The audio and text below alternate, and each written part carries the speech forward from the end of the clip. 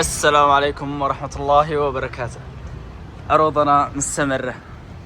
والله ما ندري ايش مجهز لكم خليل. ايش مجهز لكم خليل؟ ايش تسوي يا حبيبي؟ هذا حقي. اي شو؟ حقي. انا صنعت العروضات. هذا العروض حق الخميس والجمعة. صلي على النبي. انا هذا أربعة حقي انا.